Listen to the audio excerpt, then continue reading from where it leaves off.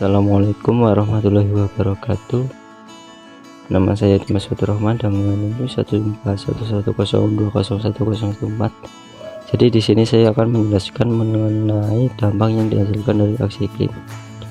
Konferensi Passion of the Convention of Parties COP28 yang berlangsung di Dubai baru-baru telah menyoroti pentingnya transisi dari bahan bakar fosil ke sumber energi yang lebih ramah lingkungan.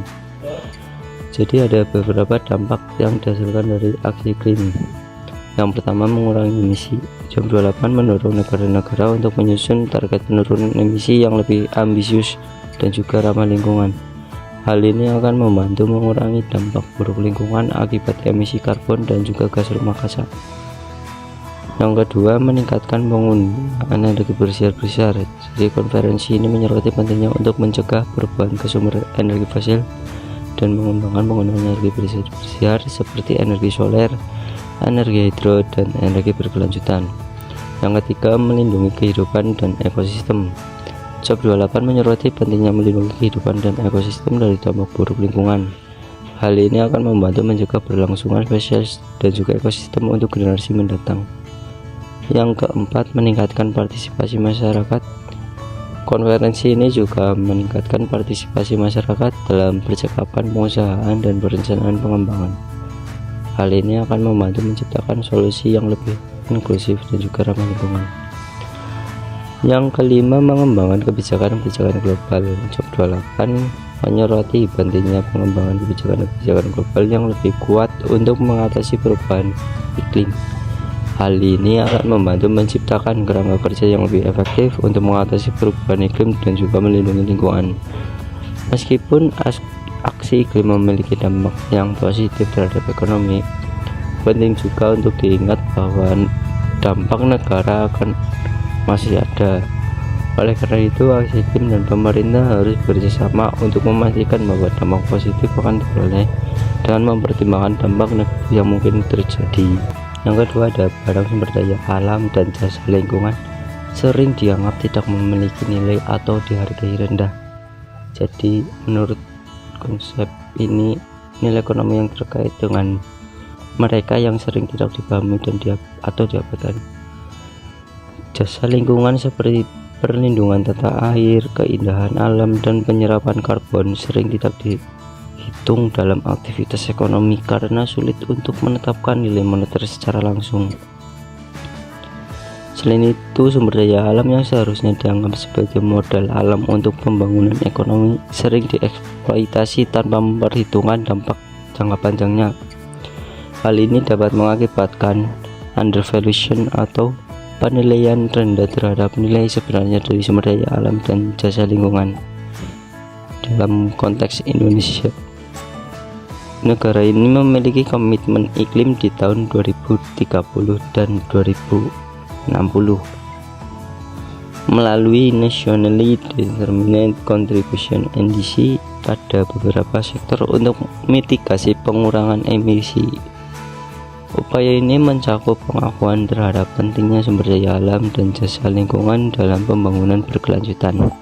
Oleh karena itu, penting untuk melakukan valuasi ekonomi terhadap sumber daya alam dan jasa lingkungan guna memahami nilai sebenarnya yang mereka miliki dan mencegah eksploitasi berlebihan yang dapat merugikan pembangunan jangka panjang. Perkenalkan, nama saya David Novianto Ramadan dengan NIM 21411201172. Ya, di sini saya akan melanjutkan materi yang sebelumnya sudah disampaikan oleh Mas Dimas berkaitan tentang materi metode terhadap isu pencemaran lingkungan yang terjadi di Teluk Weda. Teluk Weda di Maluku Utara mengalami pencemaran lingkungan yang serius akibat aktivitas pertambangan nikel. Pencemaran ini mengancam keberlangsungan hidup biotik laut dan kesehatan masyarakat setempat. Untuk mengatasi masalah ini, pendekatan valuasi ekonomi terhadap sumber daya alam dan jasa lingkungan dapat digunakan untuk memahami nilai sebenarnya dari lingkungan dan pencegah eksploitasi berlebihan yang dapat merugikan pembangunan jangka panjang.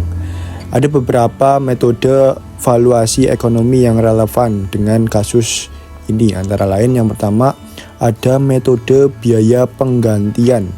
Metode ini menghitung biaya yang diperlukan untuk mengganti kerusakan lingkungan yang terjadi akibat aktivitas manusia.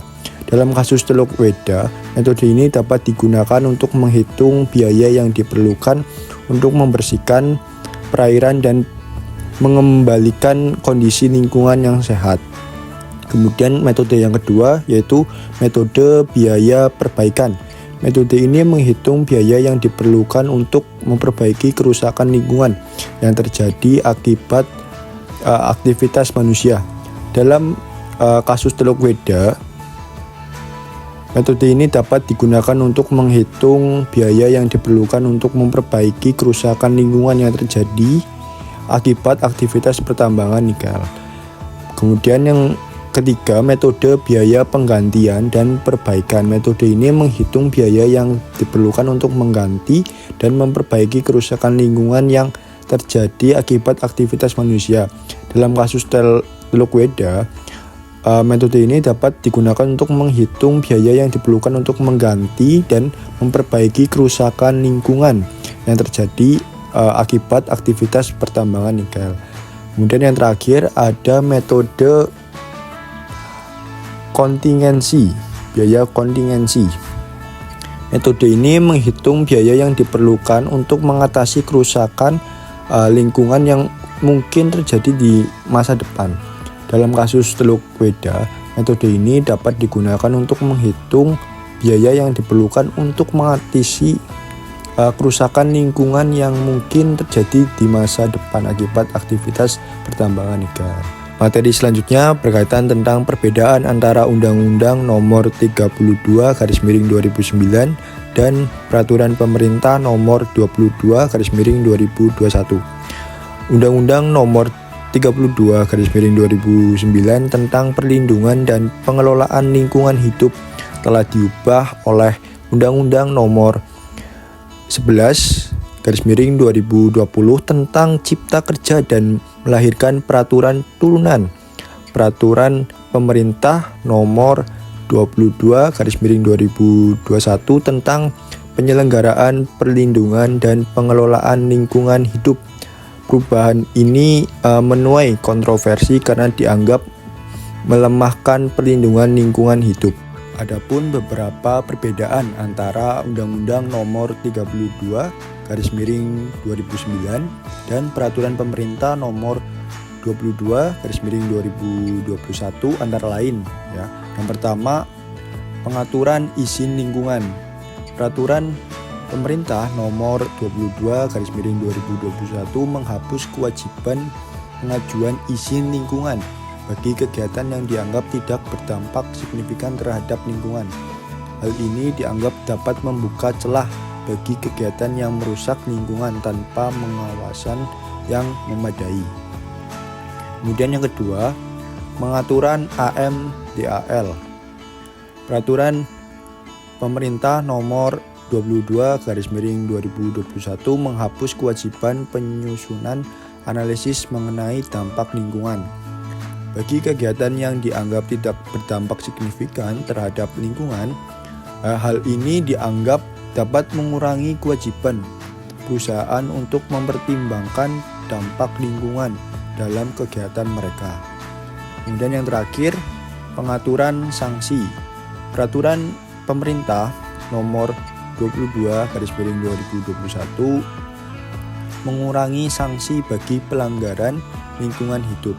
Hal ini dianggap dapat mengurangi efektivitas penegakan hukum terhadap pelanggaran lingkungan hidup. Mungkin ya cukup sekian pemaparan materi yang disampaikan oleh kami berdua, Dimas Fatur Rahman, kemudian saya David Novianto Ramadan. Semoga apa yang telah kami sampaikan bisa bermanfaat untuk kita semuanya. Akhirul kalam, wabillahi taufiq wal hidayah. Wassalamualaikum warahmatullahi wabarakatuh.